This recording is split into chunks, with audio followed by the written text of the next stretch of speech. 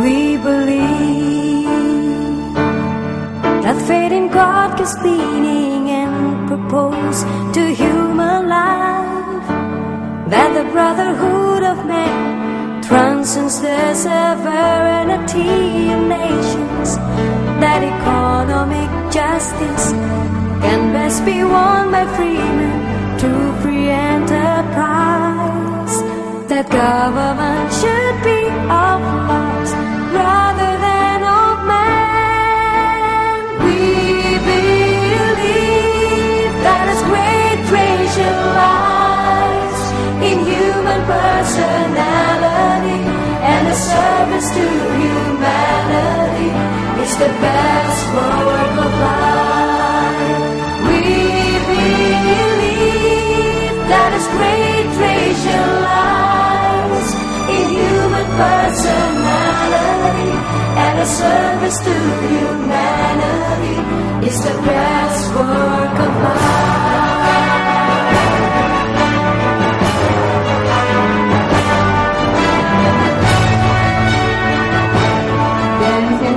Bahagia sekali di tengah-tengah kita juga telah hadir Bapak Gede Sumarjaya Lenggi. Selamat siang Bapak.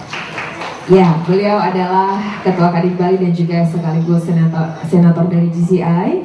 Kita akan mendengarkan terlebih dahulu kuliah umum yang akan disampaikan oleh Bapak Gede Sumarjaya Lenggi.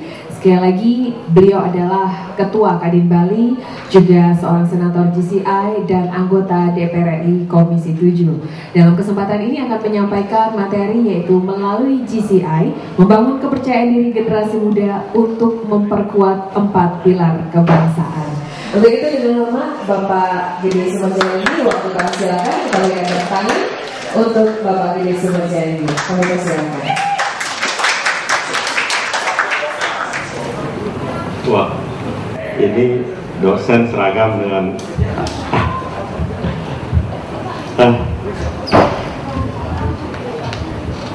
yang saya hormati Pak Ketur BI, terus kemudian Pak Paryoto Diklat Perindustrian, dan pada hari ini hadir yang lebih terhormat lagi anggota Dewan kita dari Jemberana. Ada yang dari Jemberana nggak hari ini? Waduh, konstituen Bapak ada yang hadir hari ini. Ada dari kalau nggak ada dari Jemberana, dari negara ada nggak? Ini Pak Tambe, Ketua Fraksi Partai Demokrat, Partai Penguasa. Kalau di Jakarta dibilang the ruling party di negeri ini. Jadi beliau ini jabatannya tinggi, menyempatkan hadir pada hari ini merupakan kebahagiaan kita bersama, karena hari ini kita bersama-sama. Saya akan mencoba, sebenarnya bukan kuliah umum, tapi kita lebih banyak kepada sharing ide sebenarnya. Nanti saya akan men-sharing ide-ide saya, pengalaman-pengalaman saya, kemudian nanti tentunya teman-teman juga tidak hanya bertanya nanti boleh, tapi juga men-sharing ide, sehingga kita masing-masing sama-sama mendapatkan ilmu, sama-sama memperkaya ilmu pada siang hari ini. Walaupun dalam keadaan sedikit ngantuk ya, tapi tadi udah dapat makan, kelihatannya biasanya sih agak segar. Kemudian kalau ditambah kopi mungkin nggak ngantuk gitu.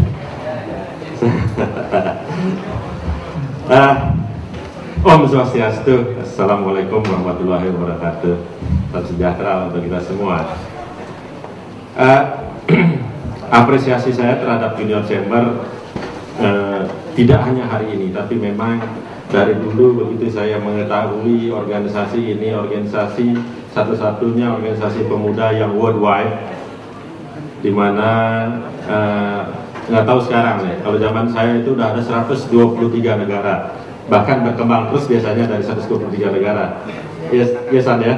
Dengan Sanda nih dari zamannya Bali Business Conference sampai sekarang. Jadi 2 event besar sempat di Bali di Junior Chamber ini, yaitu di Bali Business Conference dan ASPAC 99. Bali Business Conference 96 kalau nggak salah ya, 94 ya, 94. Kemudian kita mendapat event besar yaitu ASPAC, Asia Pacific Conference, yang waktu itu hadir 3.500 yang dari peserta 23 negara. Junior Chamber sendiri mungkin tadi teman-teman udah banyak diberikan pemahaman terhadap Junior Chamber oleh JC Sanda, mana udah malang melintang dan dia lebih detail tahu dari saya, walaupun saya sempat menjadi primadona karena conference director di Aspak 99. Faktor luck yang lebih banyak. Kalau soal pintar dan rajinnya, ya Sanda lebih rajin daripada saya.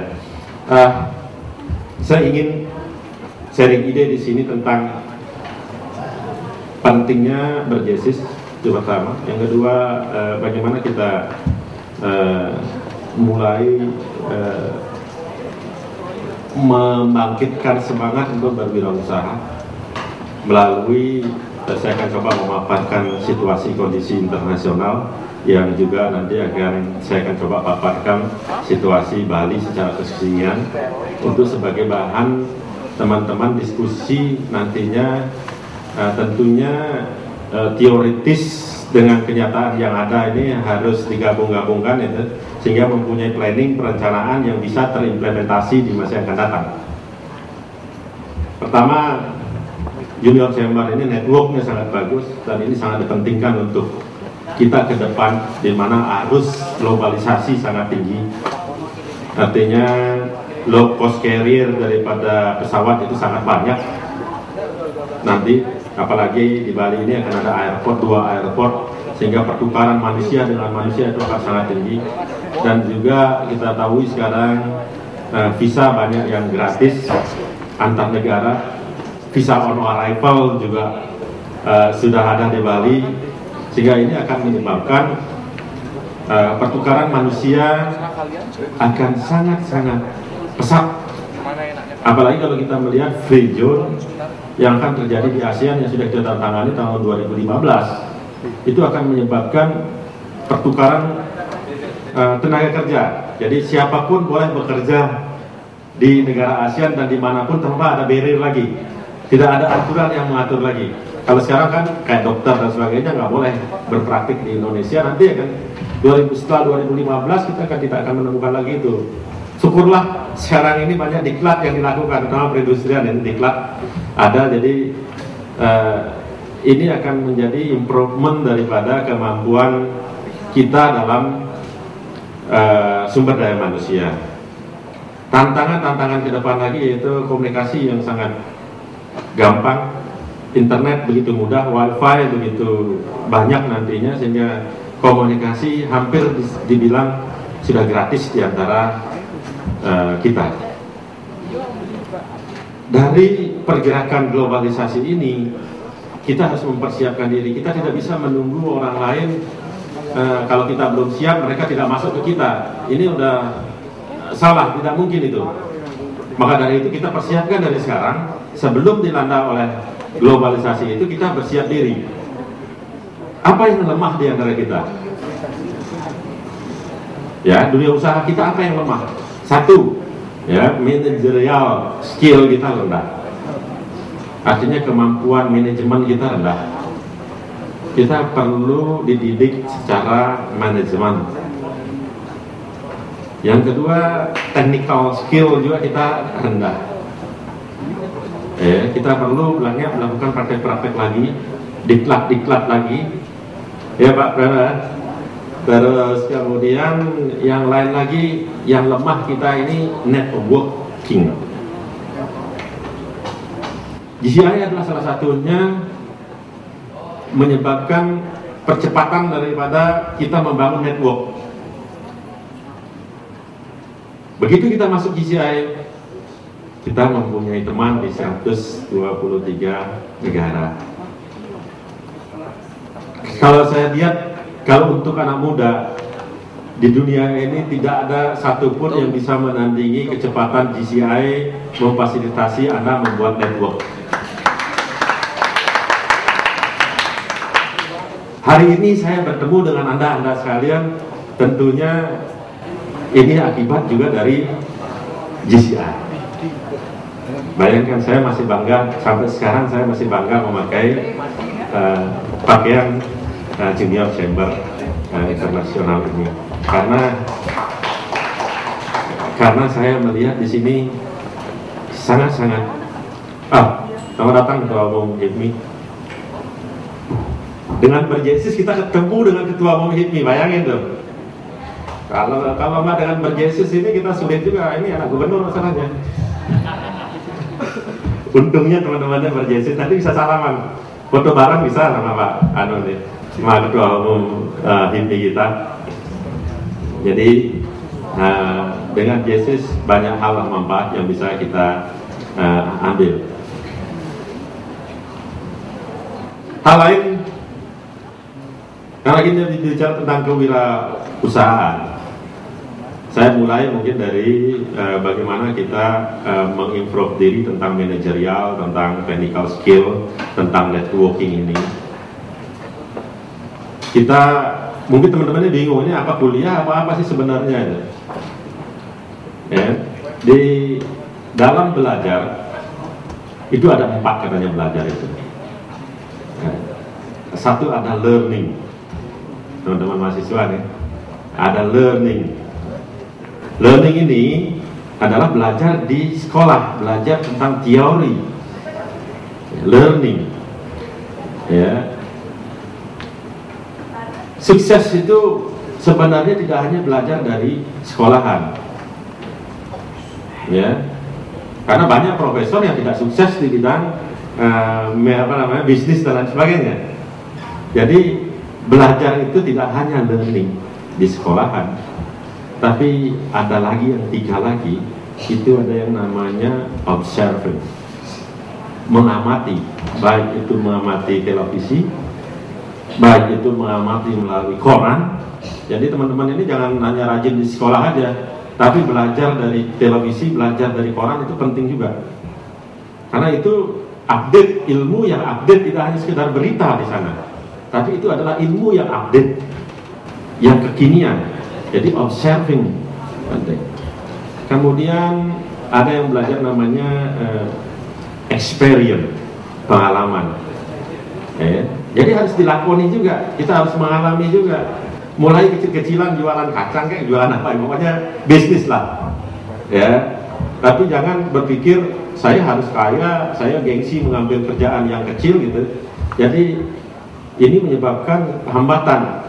Padahal untuk sukses kita harus melangkah dulu. Untuk menjadi 1000 langkah kita harus melangkah 1 langkah dulu, 1 step langkah dulu. Ya. Dan tidak ada pekerjaan kalau yang namanya bisnis itu hina. Itu hanya orang sombong yang menyebutkan bisnis itu hina. Kalau orang yang berpendidikan, orang yang bijaksana, sekecil apapun Anda kerjakan bisnis Anda, itu merupakan sebuah kualitas daripada hidup Anda. Jadi mindsetnya harus berubah. Wah, saya nih kerja jualan bakso, waduh malu lah jualan bakso, saya nggak mau jualan bakso gitu. Ya, lebih enak, lebih hebat kalau nganggur gitu. Ini kan suatu pemahaman yang salah gitu.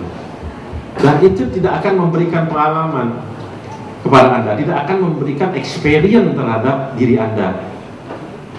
Kalau Anda lakoni, maka itu akan menjadi pengalaman, menjadi experience bagi diri Anda. Disitulah tempat belajarnya. Jadi saya sebutin tadi, learning, belajar di sekolah, observing, belajar di TV dan koran-koran atau media. Yang ketiga adalah experience. Anda harus berpengalaman. Sebelum Anda menjadi pengusaha besar, pengalamanlah menjadi pengusaha kecil dulu. Lim Silyong tidak serta-merta mempunyai 100 usaha, tidak serta-merta mempunyai BCA, tidak serta-merta. Itu mulainya dari kecil, dari sebuah toko di SMK dan sebagainya. Berlanjut kemudian. Ya. Yang keempat, tadi kan saya menyebutkan 4.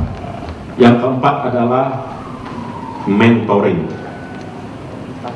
Mentoring itu adalah mendengar orang yang sudah berpengalaman, yang memberikan pengalaman-pengalamannya. Kemudian setelah itu orang tersebut mampu memberikan petunjuk-petunjuk dan membimbing Anda selama Anda melakukan kegiatan-kegiatan baik itu bisnis atau berkarir di lain selain bisnis. Itu mentoring. Semuanya itu penting. Keempat-empatnya penting. Dan ketika Anda menggabungkan keempat-empatnya, maka disinilah kunci daripada sukses dalam karir Anda. Saya terus terang ya sampai bisa berdiri di teman-teman ini karena saya belajar di empat-empatnya. Dan pendidikan itu sangat penting, belajar itu sangat penting, karena kalau kita tidak belajar di sini ini kita tidak akan pernah ketemu nih. Mungkin kayak Ayu mungkin masih di Kintamani, jadi gimana bisa kita ketemu yuk? Ayu nggak berani ke Denpasar karena buta huruf nggak ada. Nah caranya ke Denpasar kan, jadi dengan pendidikan kita akan menjadi orang yang kelas menengah di atas. Pak Gentur nggak mungkin kita ketemu, Pak. Asli Bapak di mana, Pak? Oh, Jakarta. Oh, dia bersyukur ini untuk Jakarta.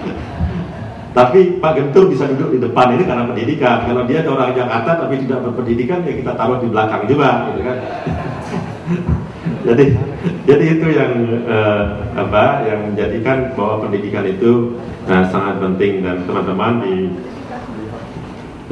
Junior Chamber kelihatannya ini banyak peminat di Junior Chamber nanti ke depan. Di Junior Chamber itu banyak hal-hal yang tidak diajarkan di kampus, tidak diajarkan di sekolah. Ada training-training yang dilakukan oleh Junior Chamber yang spesifik, tidak diajarkan. Saya terus terang mengalami itu.